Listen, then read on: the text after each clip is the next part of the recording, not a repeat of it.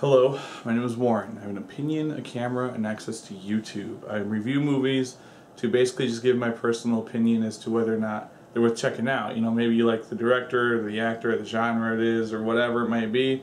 You know, I check out movies to basically give, my, what I say, yeah, check this out if you like those things, or no, there's better movies out there. And this time I saw Argo. Argo is directed by and starring Ben Affleck.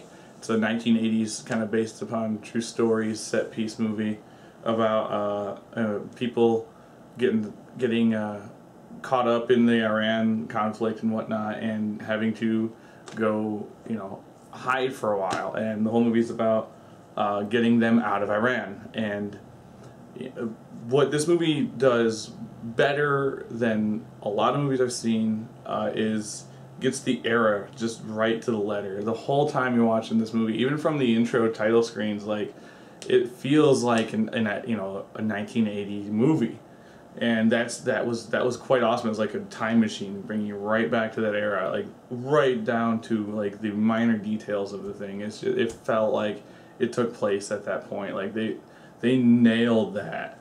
And the movie itself, it's more entertaining than I thought it was going to be, but it's also slow. It's a pretty slow burn.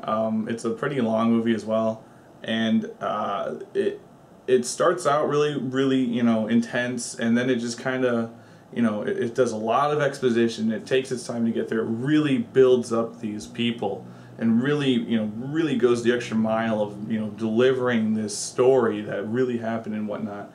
And it really goes for it, and it nails that. It really does. So I mean, it's a very interesting movie to say the least. And the last climactic scene of the movie is really tense. I was edge of my seat, kind of like a nail biter kind of scene. It really got you. All this stuff kind of builds up to the end, and it really works at the end. So what I would say, it's more entertaining than Lincoln. Therefore, a better movie than Lincoln, but I mean, Lincoln is a great movie just on its own merits, even though it was a lot slower and not as entertaining to watch. But you got all sorts of talent in this movie. Just three names off the bat that I remember was Ben Affleck, John Goodman, and Bryan Cranston. All three just really nailing it on this one. And there's some other faces you'll see in the movie that you'll recognize. I know there's a guy from, I believe, the Ocean's movies is in there, and there's some other people that you see and you're like, oh man, this guy's in there too. And it's a great, it really works out pretty well. Ben Affleck, I saw his movie The Town, which I think is a more entertaining movie than Argo.